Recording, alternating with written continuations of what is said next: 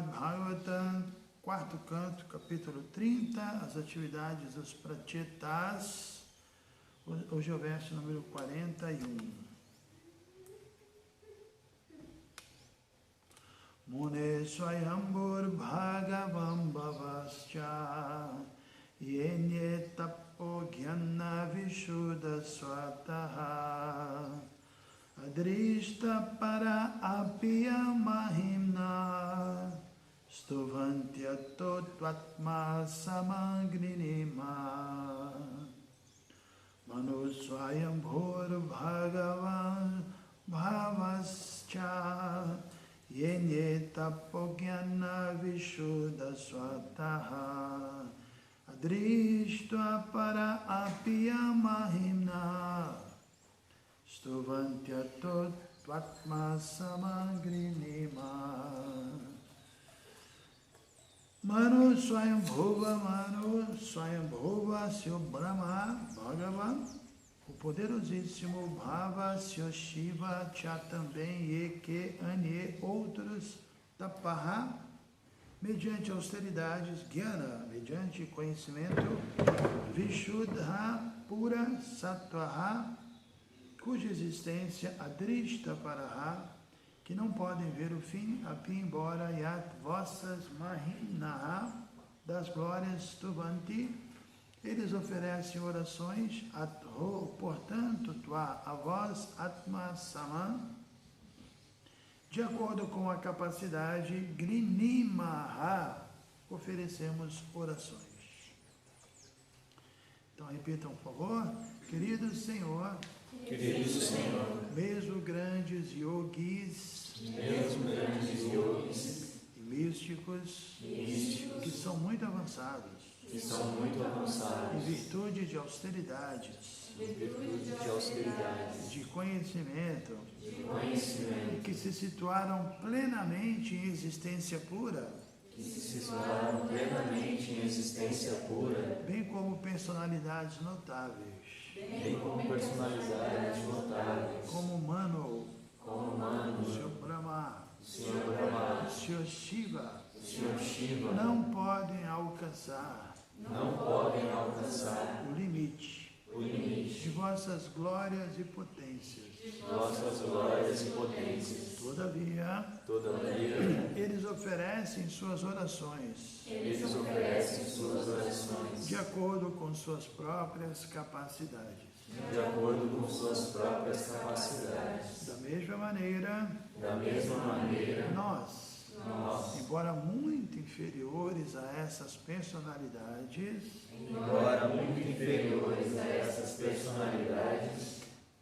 também oferecemos nossas orações de acordo com a nossa própria capacidade. Então, repetindo o verso, querido Senhor, mesmo grandes yogis e místicos que são muito avançados, em virtude de austeridades e de conhecimento, e que se situaram plenamente em existência pura, bem como personalidades notáveis como Manu, Sr. Brahma e Sr. Shiva, não podem alcançar o limite de vossas glórias e potências. Todavia, eles oferecem suas orações de acordo com suas próprias capacidades. Da mesma maneira, nós, embora muito inferiores a essas personalidades, também oferecemos nossas orações de acordo com nossa própria capacidade. Significado dado por sua divina graça, Srila Prabhupada. O Senhor Brahma, o Senhor Shiva, Manu, Pai da humanidade, grandes pessoas santas e também grandes sábios que se elevaram à plataforma transcendental através de austeridades e penitências, bem como através do serviço devocional, são imperfeitos em conhecimento quando comparados à Suprema Personalidade de Deus.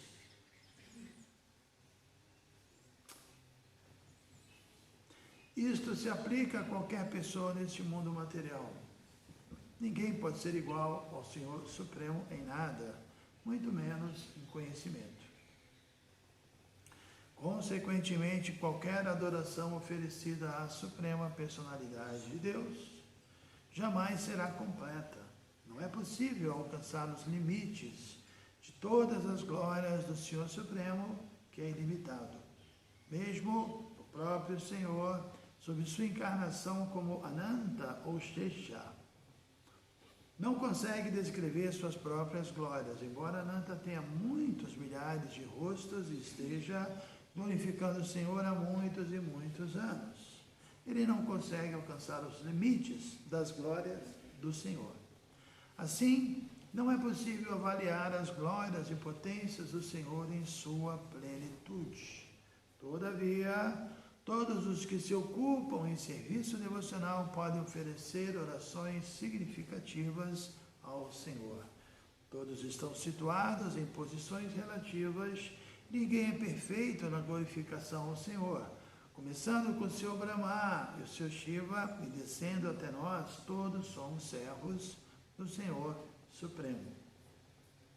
Estamos todos situados em posições relativas de acordo com o nosso próprio karma. Todavia, cada um de nós pode oferecer orações de coração e alma, na medida em que pudermos apreciar as glórias do Senhor. Esta é a nossa perfeição. Mesmo quando alguém está na mais escura região da existência,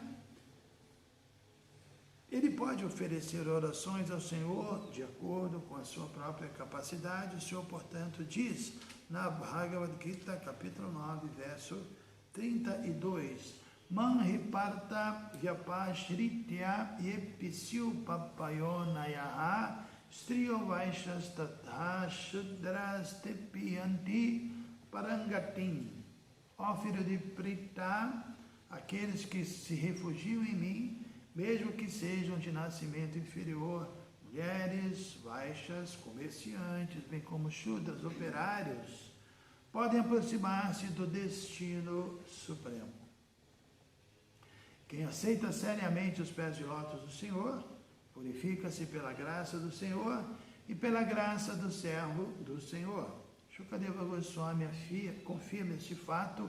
Yenecha papayada pashrayashrayaha Shudhyanti tasmai prabha vishnave namaha. Bhagavatam, canto 2, capítulo 4, verso 18. Quem é trazido aos pés de lótus do Senhor, pelo esforço do servo do Senhor, mestre espiritual, com certeza purifica-se de imediato, por mais baixo que seja seu nascimento. Ele torna-se candidato a voltar ao lar, a voltar ao Supremo. Shila Prabhupada aqui. Om Gyana Timirandhasya Gyananjana Shalakaya Chakshuru Militam Yanatasmai Shri Gurave Namaha Sri Krishna Chaitanya Prabhu Nityananda Shadvaita Gadadhara Shivasari Gaura Bhakta Vrindam. Hare Krishna, Krishna Krishna, Hare Hare, Hare Rama, Rama Rama, Hare Hare. Manu Swayambhur Bhagavam Bhavascha Yene Tapo Gyana Vishuddha Sattvaha Adrishta Para Apiyam Mahina Stuvantya Tutvatva Samangninima. Querido Senhor, mesmo grandes yogis e místicos que são muito avançados em virtude de austeridades e de conhecimento, e que se situaram plenamente em existência pura, bem como personalidades notáveis como Manu, o Senhor Brahma, o Senhor Shiva, não podem alcançar o limite de vossas glórias e potências. Todavia, eles oferecem suas orações de acordo com suas próprias capacidades. Da mesma maneira, nós, embora muito inferiores a essas personalidades, também oferecemos nossas orações de acordo com nossa própria capacidade. Então, são os pratitas que estão falando? Sim, o assunto aqui são as orações, que o devoto naturalmente oferece a Krishna. E o ponto principal desse verso é deixar claro que é impossível exagerar as glórias de Krishna. Ninguém tem essa capacidade. Por mais que queira, Krishna nunca, como o Prabhupada diz, né? Os pássaros, eles voam até onde as asas possam alcançar no céu, mas não é possível, né? Que o pássaro chegue no limite. Então, os devotos são como pássaros, que estão voando no céu das qualidades de Krishna, das glórias de Krishna, e a gente sabe que a cada leitura, a cada experiência espiritual, a gente vai compreendendo mais, a gente vai se inspirando mais, mas a gente continua infinitamente distante de Krishna. Até uma questão matemática, né? Porque se Krishna é infinito, e nós somos finitos, por mais que o finito se aproxime do infinito, a distância vai continuar sendo infinita, matematicamente falando. Porque ele é infinito, né? E o finito é finito. Então, por mais que o finito vai atrás do infinito, a distância sempre vai ser infinita, o que é muito legal. Porque a gente tem um conceito, assim, psicológico, equivocado, né? De que perfeição é uma coisa que terminou, né? Agora está perfeito, acabou, né? Mas não tem isso, né? Chaitanya Charitamrita, inclusive, fala isso, que Radharani, assim, ela fica cada vez mais em êxtase, né? Na relação dela com Krishna, e o coração dela é como um espelho que cada vez está mais cristalino, e Krishna, ao se refletir lá, se reflete cada vez melhor, e vice-versa, né? Como dois espelhos, assim, não tem limite.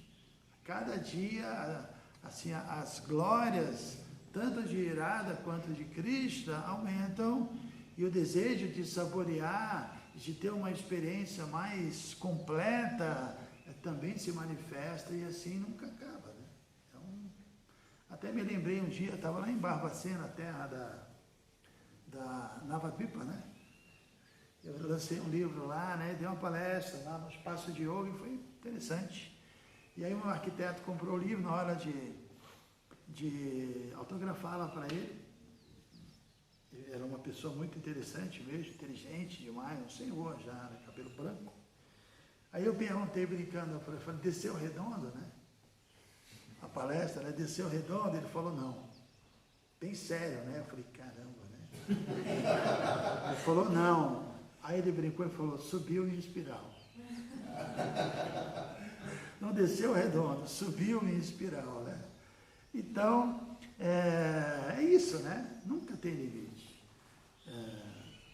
Eu, por exemplo, nunca fiz um curso da Bhagavad Gita na minha vida, coitadinho de mim, mas eu já dei vários cursos, né?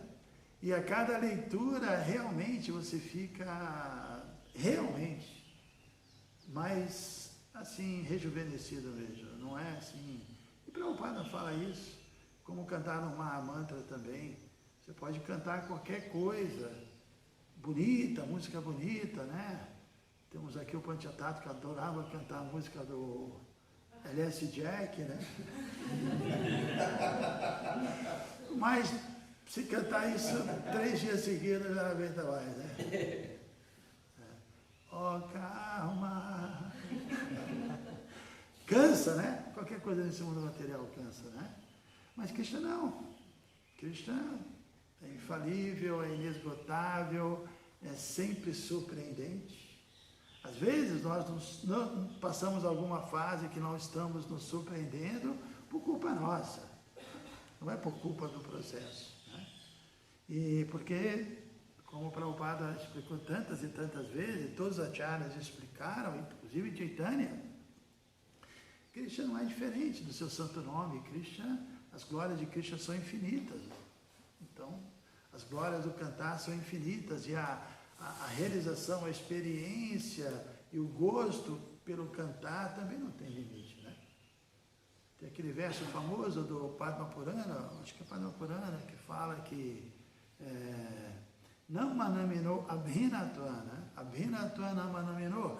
Bina significa separado, diferente. Como Krishna diz na Gita, Bina Prakriti Ashtadha, que os 8 elementos, terra, água, fogo, ar, são Bina Prakriti, uma energia separada, diferente dele, né? É uma externa, né? E Abhina significa que não há separação.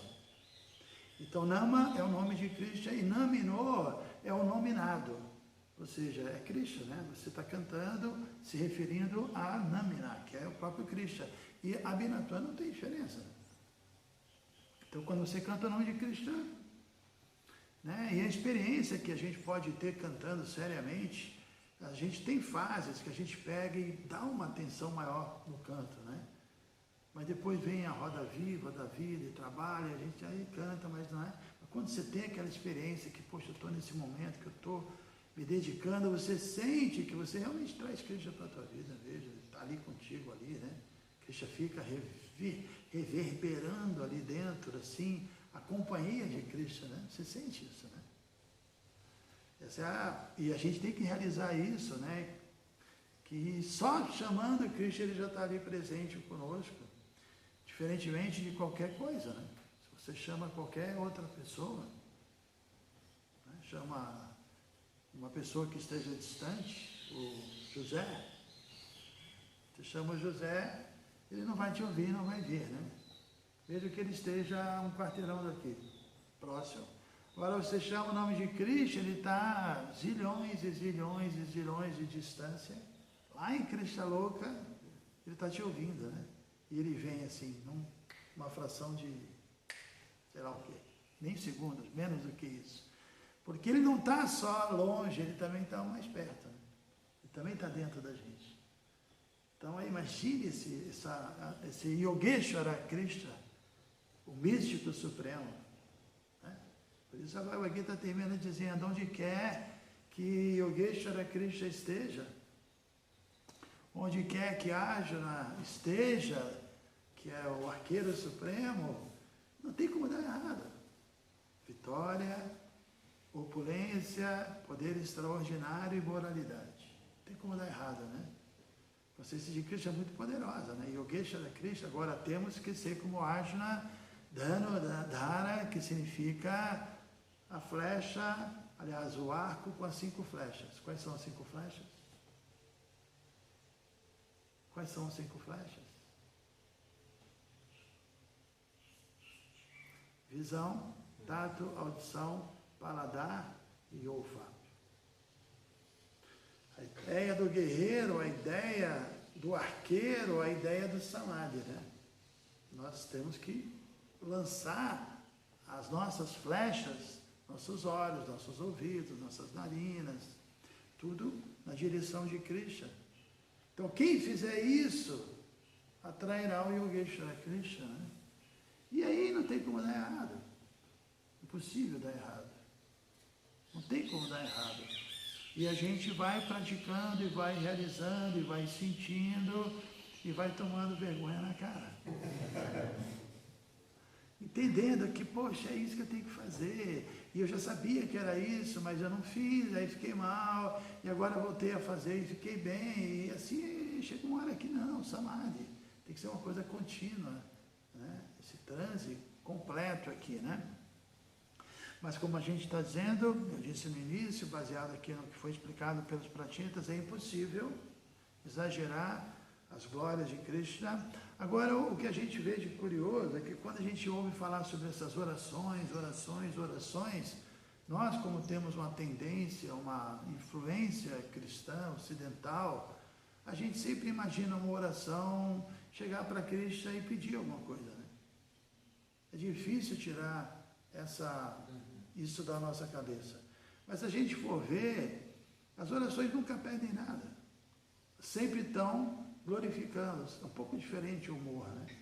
É o que a gente aprendeu com o Prahlada Maharaja. Shravana Kirtana. Que você ouve e você então revela para Krishna que você compreendeu. Assim, a posição dele, as glórias dele. E aí você o glorifica, você assim, louva, né, as glórias de Krishna, as qualidades de Krishna, é diferente. Tem sim algumas preces, raras preces, que um devoto pede alguma coisa. Mas sempre quando ele pede alguma coisa é se capacitar, se credenciar para servir com mais pureza. Porque também o devoto sabe, eu não tenho força, né? Eka Kiyamara Nahipayavala. Eu não tenho força para superar. não tenho força, não tenho condições, né, de superar assim, os problemas que eu criei com tantas vidas mundanas e tanta atividade mundana. Então eu sei que dentro de mim tem muita coisa, eu não tenho força, nem tenho força para praticar o processo. Tudo bem que o processo tem a força suficiente, né? Sabemos disso. Inclusive essa parte da canção que eu me lembrei agora fala disso, Ekakiyamara Nahipaya Bala Harinama Sankirtana, que tudo bem, o Sankirtana ele vai me limpar, mas eu não tenho nem força para seguir o processo. Como Chaitanya também falou, eu sou tão desafortunado que apesar de tanta misericórdia, eu não tenho atração, né? E de alguma forma eu não pratico, não levo a sério, né? Esse cantar que é o remédio, né? É a solução para todos os males. Então tem também uma passagem legal no 15º canto, que tem aquela ilustração lá no salão de TV, que quando o Krishna está com os vaqueirinhos, né? O seu Brahma chega com o aeroplano, e tem as orações de Brahma, inclusive ele cita aqui as orações de Brahma, de Swayambhuva Manu, do seu Shiva, tem as orações do Swayambhuva Manu, tem a do seu Shiva, que é Shiva Gita, ele está citando, mas no caso de Brahma, ele glorifica Krishna e ele conclui, depois ele perceber que Krishna havia se expandido, né, em tantos vaqueirinhos quanto existiam, em tantos bezerrinhos quanto existiam. Ele viu, né, o poder de Krishna, até porque todos eles se expandiram e mostraram a forma, né, a Narayana. Então ele fala, olha, pode ser que grandes yogis conheçam você, pode ser que grandes sábios tenham conhecimento acerca de você. Ele fala algumas personalidades, mas quanto a mim, o Senhor Brahma, não sei nada sobre você. E quem é Senhor Brahma, né? É o Adi Guru, né? Ele é simplesmente o esposo da deusa da sabedoria. Então imagine, né? Ele é o dono da sabedoria, entre aspas, né? Agora de falar que o esposo é dono é complicado, né? Pelo contrário, ele fala Dona Saraswati, quando ele se dirige a ela, né? Ela é a dona, né? Mas a ideia é que ele é o esposo da deusa da sabedoria, é o primeiro Guru, recebeu todo o conhecimento ali na flautinha de Krishna. Imagine a forma que ele absorveu, né? E recebeu todo o conhecimento védico também, foi muito especial, né? Krishna tocou a flautinha para ele, imagine assim, o êxtase que ele sentiu, né?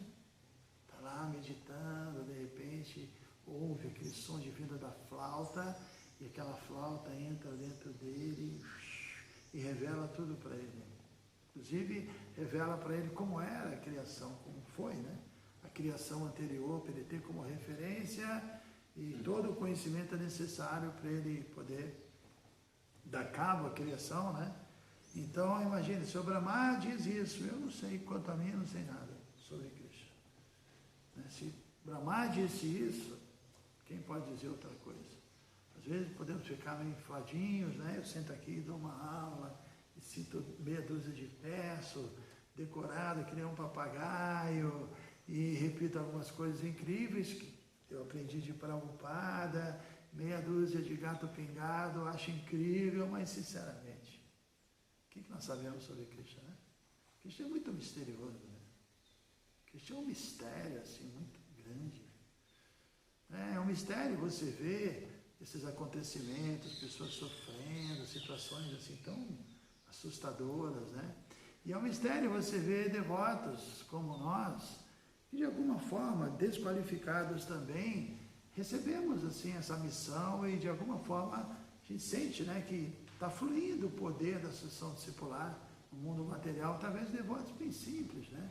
Pessoas que estão, de repente, aí há pouco tempo praticando. Então é tudo um mistério, né? Krishna, a forma dele atuar nesse mundo. E ele, mesmo que alguém não seja totalmente puro, ele pode empoderar essa pessoa. A gente vê que isso acontece. Tantos devotos, inclusive, depois, infelizmente, abandonaram o movimento, mas fizeram grandes serviços. Estavam empoderados, tudo muito misterioso. Agora, na prática, o que a gente vê é que muita gente entrou, praticou, permaneceu, outros não, mas se a gente for tentar entender o que fez com que pessoas permanecessem, outras não, e a gente vai ver que os que permaneceram são as pessoas que aprenderam a lidar com os devotos. Aprenderam a respeitar os devotos, né? A se associar com os devotos, a admirar os devotos, a apreciar os devotos, a despeito de todos os erros que os devotos cometam, né? Quem não consegue passar dessa fase de entender os devotos e ter compaixão pelos devotos e começa a ter problema com os devotos, ele acaba abandonando, não tem como, né? Porque não vai se sentir estimulado e não vai fazer sentido para ele estar numa situação dessa, né? Mas faz parte do processo. Por isso que, assim, um dos pontos mais importantes na nossa vida, que às vezes a gente deixa de lado devido a tanto trabalho, é cultivar a amizade com os devotos. A gente sabe que o Shodhisa Bhagavad Gita, que o yogi, em comparação consigo mesmo, com a sua própria experiência, ele entende a situação dos outros, né? O que é a dificuldade que todo mundo tem, todo o processo mexe muito com a gente, você lida com muitos egos e tem as instruções são muito assim transcendentais, são objetivas até certo ponto, mas aplicá-las não é tão objetivo, e diferentes níveis sociais, intelectuais, é uma história, né? Está servindo a Krishna dentro de uma instituição. Tem vários testes, né? Então a gente sabe que todo mundo vai passar por dificuldade.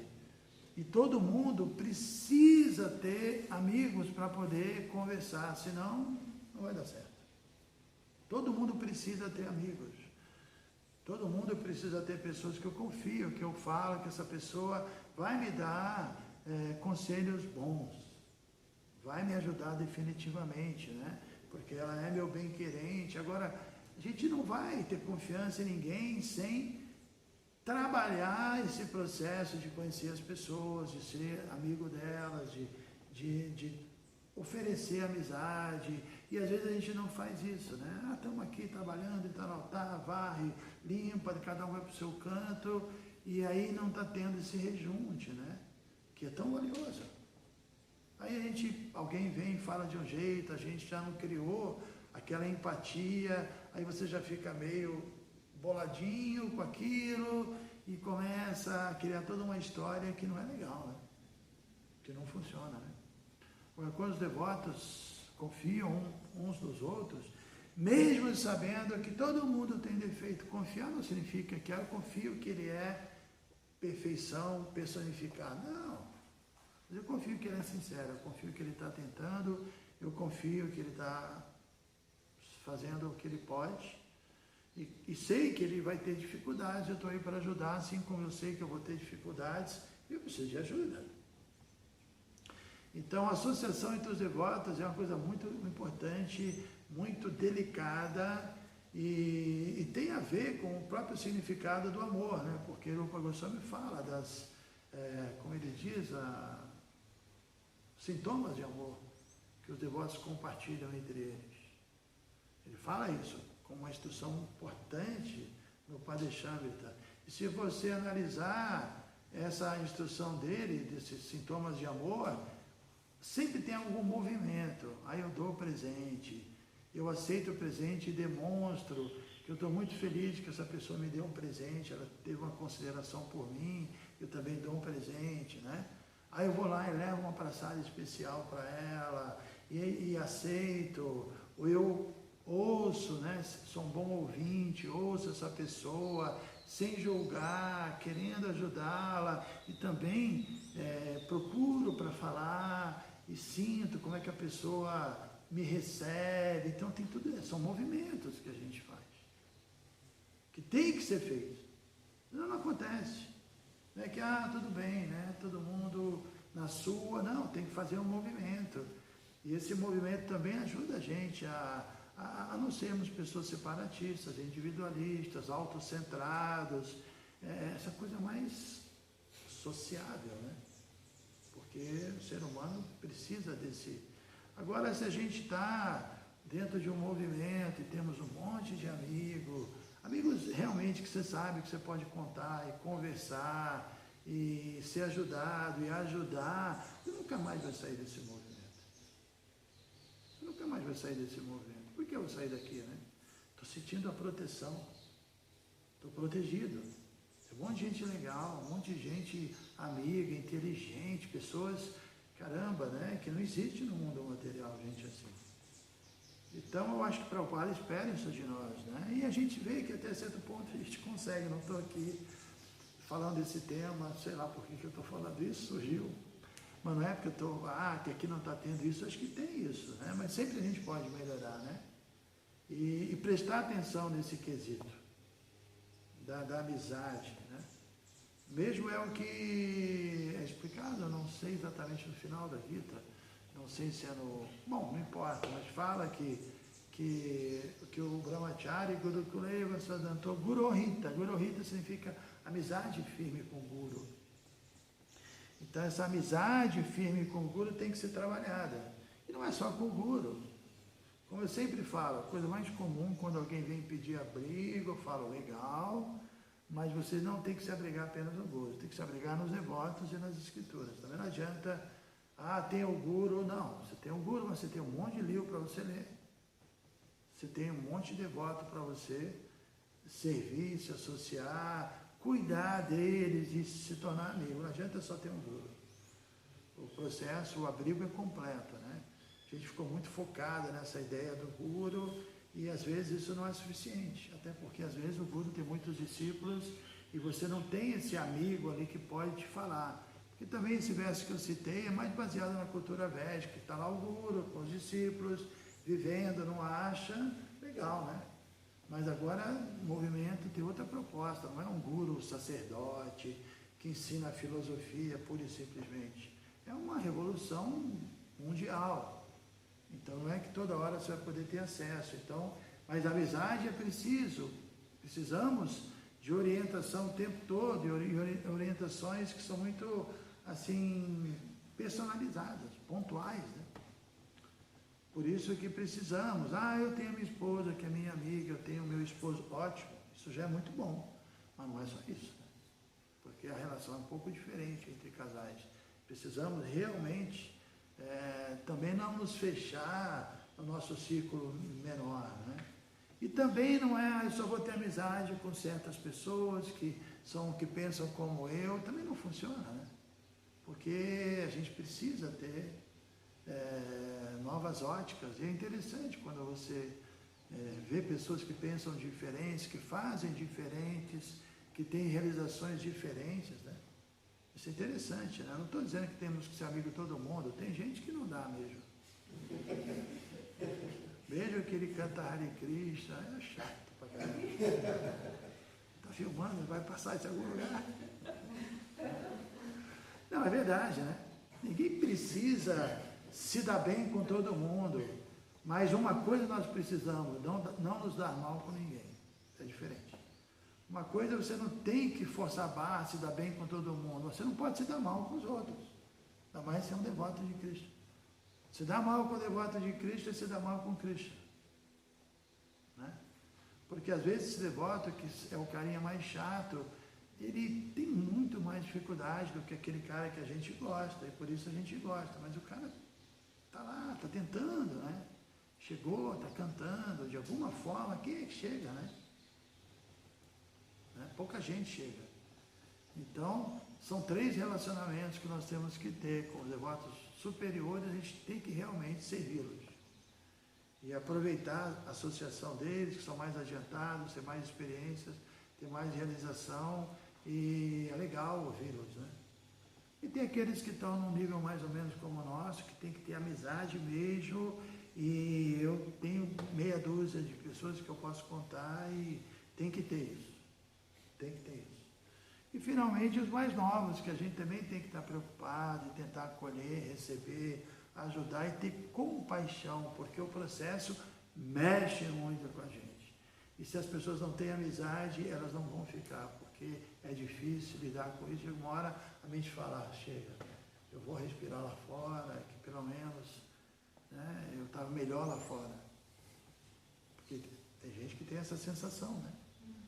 Porque porque, poxa, aqui fazem escala, me botam para fazer um monte de coisa toda hora, eu não estou afim de fazer, né? Mas não tem outro jeito, né? Não tem outro jeito, a gente está aqui para isso, né? E é delicado, né, viver numa instituição, porque a gente sabe, né, que, pô, é legal ocupar todo mundo de acordo com a natureza de todo mundo, mas nem sempre isso é possível. Às vezes não dá, você precisa manter a deidade, manter a cozinha, manter a limpeza, aí você pega alguém, pede para fazer uma coisa que é exatamente o que ele não suporta fazer, e aí já tem um gatilho emocional que ele dá uma pirada, mas fazer o quê, né? A gente precisa disso, né? Somos servos, né? E o servo não pode ser tão, aí eu só faço de um jeito, tudo bem, né? Prabhupada explica naquele verso, Karmaniva de Karaste, sobre dever prescrito, ele fala que tem o dever prescrito baseado na natureza e tem o dever prescrito emergencial. Você tem que fazer, meu Deus do céu. Não tem como não fazer. Agora, se alguém nos ocupa em algo que não combina com a gente, mas a gente confia nessa pessoa, entende a posição dela, aí você não reage mal, né? Você entende, você fica mais tranquilo. Por isso que tem que ser, como Prabhupada disse, amor e confiança. Não tem outro jeito. E amor e confiança são duas coisas que não são tão fáceis e precisam ser trabalhadas filosoficamente, não sentimentalmente. Porque também o caminho mais curto é ser amiguinho e confiar sentimentalmente naqueles que pensam como eu, que são ou conservadores ou liberais como eu, ou da direita ou da esquerda como eu. Aí já era, né? A gente já entrou no colo de Maia, né? Aí já era. Tem uma frase muito interessante, acho que é de Guimarães Rosa, eu não me lembro de quem é, que ele fala... Como é que é essa frase? Deixa eu me lembrar aqui. Me deu um branco, mas era sobre que todo mundo é chato, mas tem os amigos chatos. Ele dá a entender isso. Que apesar de todo mundo ser chato, tem um amigo que é chato, e aí você tolera, né? Porque ele é teu amigo, né? Mas os chatos que não são seu amigo, vou me lembrar dessa frase, é bem interessante, né? Que todo mundo é chato, mas tem um amigo chato, que aí você... Então, às vezes, a gente vê que a gente tolera coisas assim que são intoleráveis, porque a gente gosta da pessoa, e às vezes uma coisa muito pequena de outra que a gente não gosta, aí você tem todo um discurso de ataque a essa pessoa, de ódio. Não dá, né? Somos devotos. Temos que compreender mais profundamente, né? Então, temos que orar como os pratitas. Orar. Mas orar glorificando Krishna, escrevendo as qualidades de Krishna. Por isso que Prabhupada disse, é melhor vocês repetirem a Sikshastra, repetirem as orações da Rainha Kunti, de Pralada. Não inventa de orar agora não, porque não vai dar certo. Criar orações não é tão fácil, né? A gente ainda não está qualificado. Temos que Shravana muito, Kirtana muito, Smarana muito, Padasevana muito, para depois rolar um vandaninho, que é uma oraçãozinha, né?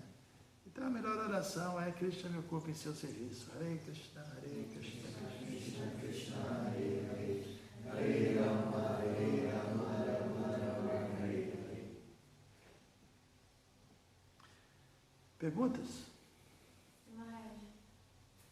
Os pratitas, eles citam, né, grandes mestres, Sr. Shiva, Sr. Brahma, então dá para ver que eles não têm assim uma inveja, né, mesmo que eles sejam superiores, e também ao mesmo tempo eles não são arrogantes de estar fazendo essas orações, né. E aí eu fiquei pensando que também muitas questões nos conflitos, né, entre os devotos e tal, vem um pouco dessa arrogância, né, que a gente desenvolve. E eu fiquei na dúvida como que a gente se defende da nossa própria arrogância e da nossa inveja, né? Que os pratitas não têm, assim. Seguindo os passos dos pratitas. Seguindo os passos, aprendendo, né, com os devotos, né? Não que eles sejam mais velhos, eles não são mais velhos que Shiva e Brahma, né? Nem que Swayambhu Ramana. Mas o devoto ele é humilde mesmo, não tem jeito. Prabhupada foi muito humilde quando chegou no Ocidente. As orações de Prabhupada são um exemplo impressionante, né? Que ele pede para, assim, as palavras dele serem adequadas para a compreensão das pessoas que estavam no modo da ignorância e paixão. Eu sou um marionete, fazei-me de mim, eu danço de acordo com a sua música. Ele demonstrou essa humildade, né? Porque a gente realmente não faz nada. Nossa posição é muito pequena, muito insignificante mesmo. Então os grandes devotos, porque estamos falando aqui de faixa preta mesmo, né? Pracheta e estamos falando de qualquer um, né? Nós somos devotinhos aí da Kali Yuga aí, tentando, assim, fazendo um pouquinho, mas temos esse problema, né? Como aquele verso que já fala que o yoga é como o oceano, que ele é tão grande que nada abala ele, né? Os desejos, a tendência a ser vaidoso, arrogante, pode até surgir, porque no mundo material a gente está sempre atacado, mas eles não se abalam, como o oceano não se abala. Agora, quando a pessoa é pequena, aí ela está sujeita, suscetível, né, a tudo isso. Quanto mais nós crescemos e ficamos grandes, né, não temos mais esse problema. E a gente tem que realizar coisas mesmo, fazer serviços, né. Não acho que eu sou um bom exemplo, esse exemplo não é muito bom, mas eu me lembro a primeira vez quando eu lancei meu primeiro livro, foi Haridas, foi num festival latino, cheio de gente, né? E eu estava todo, assim, entusiasmado, eufórico, autografando, mas depois de 5, 10, 15, 20 livros, né? Então acho que a gente tem que ficar grande mesmo, que aí a gente não vai mais ficar tão, né? Tem que crescer, né? Tem que crescer, né? Se a gente faz pouquinho, a gente vai estar mais sujeito mesmo. Agora, a humildade é sempre sinal de inteligência, né? Porque se nós entendemos a nossa posição, vaidade do quê? Orgulho do quê? Meu Deus do céu! Uma mente tão maluca, o karma tão pesado, o nascimento baixo, uma lista de... né? Estamos em total desvantagem em relação a essas grandes almas. Então vamos ficar... E muita gente que fez mais do que nós abandonaram o movimento, porque não ficaram humildes também, né? Não souberam, como eu disse hoje na aula, se associar com os devotos. Não souberam se associar com os devotos. O problema é esse, né? E a associação com os devotos, Prabhupada disse, é o teste, né? Eu já contei isso antes, uma vez Prabhupada disse para os devotos, você sabe o que significa ISKCON, né? Os devotos, sim, International Society for Krishna Consciousness. Prabhupada falou, não. Sociedade Internacional para a Aniquilação do Falso Ego, né? E quem não está disposto a abandonar o falso ego, a verdade é que não vai ficar, né? Porque não dá para ficar. Quando o Krishna fala na Bhagavad Gita que, inclusive são 26 qualidades que ele fala no capítulo 12, hein? As 26 qualidades que Chaitanya fala para Sanatana Goswami, mas são 26 qualidades, aquele que é querido para mim, vários versos, aquele que é querido para mim. Krishna está falando isso, né? Para você ficar no movimento, você tem que ter essas qualidades, ou pelo menos tem que estar lutando por elas. Porque só um amigo de Krishna fica no movimento. Temos que ser amigos de Krishna. E Krishna não vai fazer amizade com alguém que é vaidoso, que critica, que vê defeito, que deprecia desnecessariamente. Krishna não vai, ele não quer essa pessoa. Ele não está interessado. E ele sabe, né? Como a gente sabe que às vezes certas laranjas podres numa caixa apodrecem as outras, né? Então, a misericórdia também tem limite, né? Krishna é misericordioso, mas não é só isso. Krishna também é justo, né? Krishna também protege os devotos. Krishna também Então, de fato, Prabhupada uma vez respondeu isso, quando perguntaram sobre humildade, foi humildade e inteligência, dentro do contexto da aula que ele estava dando. Não dá para você ser arrogante, ser vaidoso, entendendo que você não faz absolutamente nada, né? A arrogância é sinal de falso ego, evidentemente, com aquele verso diz, prakrite kriyamana li gunai karmani sarvashaha ahankara vimudatma kartaham itimanyate. Kartaham, eu faço, itimanyate. Quando a pessoa pensa que eu fiz alguma coisa, que eu tenho qualidade, esquece que tudo vem de Krishna, né? Ahankara vimudatma, tolo, né? Devido ao falso ego, ele pensa que ele está fazendo alguma coisa que, na verdade, prakriti kriyamana li gunai karmani sarvashaha, que tudo está sendo feito pelos modos da natureza. Tudo está sendo feito pelo karma, e Krishna, Maya Yakshana Prakriti, ele está comandando essa natureza material. Realmente, a gente não está, né? Por mais que a gente faça ou queira fazer algo, tem ali o comandante supremo, um controle para que as coisas deem ou não deem certo. Tem muitos fatores que não dependem absolutamente de nós, né? Então é isso, o devoto realmente é humilde porque ele entende. Ele não acha que eu estou fazendo alguma coisa. Porque não estamos de fato fazendo, né?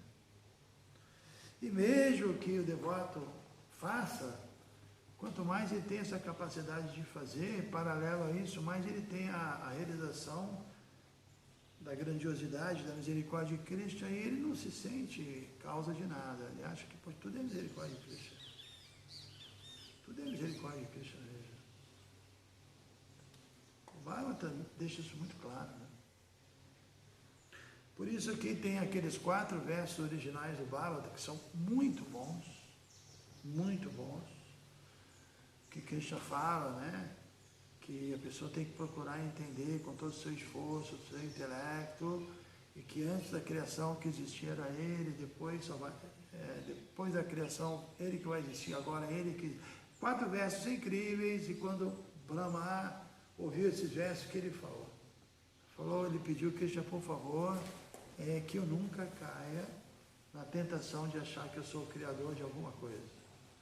Brahma entendeu a mensagem, falou, eu não sou nada, não sou ninguém, tudo, Krishna está fazendo tudo. E a última frase que o Prabhupada falou no Bhagavata, na tradução, o Prabhupada já estava, né? E ele falou, Krishna tipo, está fazendo tudo, controla tudo, ele que está, tipo assim, né? Consciência de Krishna pura, não tem, né? Então o Brahma fez essa oração, que é muito interessante, né? Essa oração de Sr. Brahma, porque imagine você criar um universo com milhões de planetas, toda essa Via Láctea, todos esses seres vivos, milhões de árvores, imagine, você acha que você é o máximo, né? Difícil, né? Você não ficar orgulhoso, né? Por isso que a tecnologia é perigosa, porque dá um certo poder, né? A pessoa pensa que ela... E conhecimento, de um modo geral, é assim, né? Os intelectuais, acadêmicos, têm problema com a falta de humildade, né? Tem problema sério. O modo da bondade tem essa armadilha, né?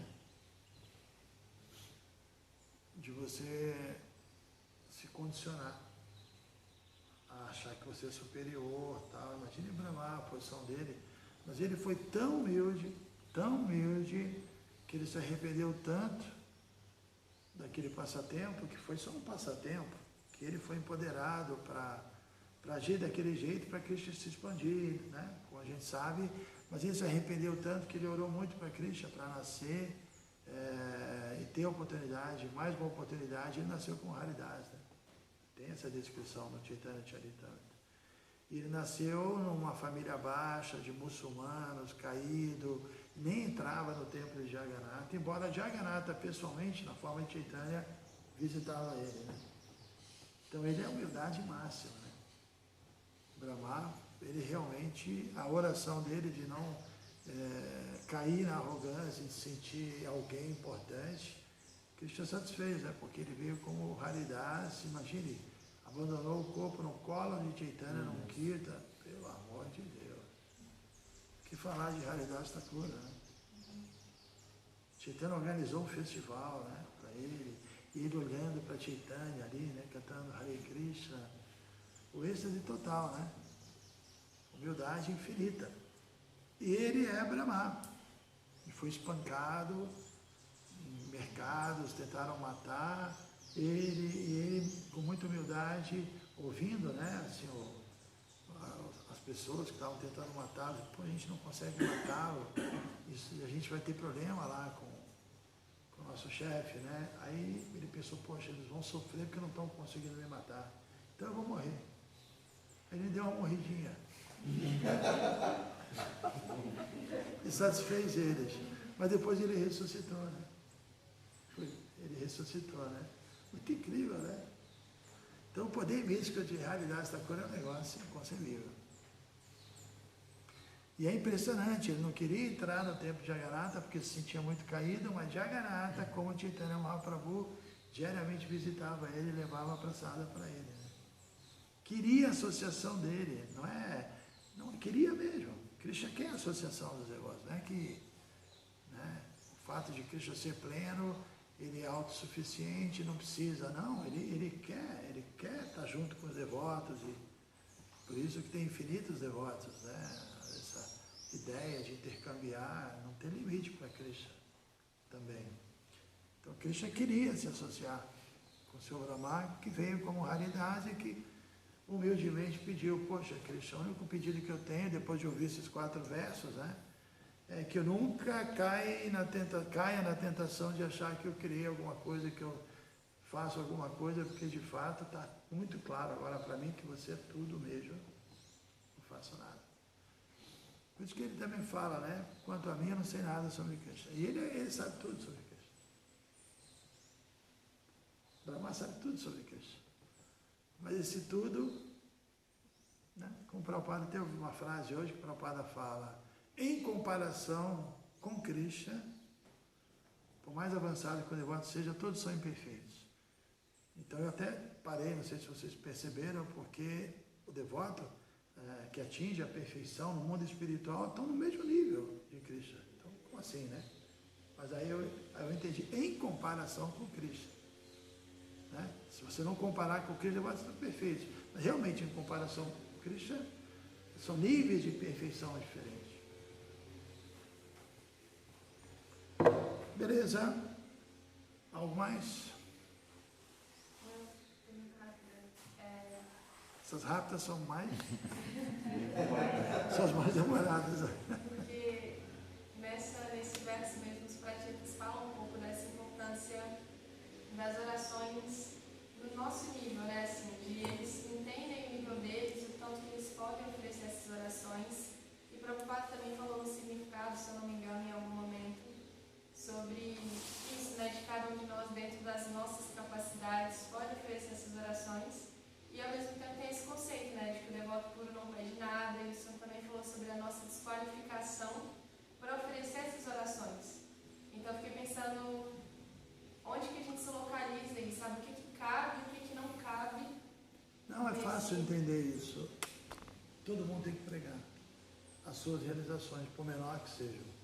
Porque no livro Ciência da Autorrealização, tem um dos capítulos que o Prabhupada fala que Kirtana significa, além de cantar, descrever, pregar, né? Descrever, falar de Krishna. Então todo mundo, dentro da sua capacidade, deve falar de Krishna, dentro das suas experiências, né? Eu acho que essa é a ideia. E não é de se esperar que um devoto bacta novo, que você vai colocar ele para palestrar, né?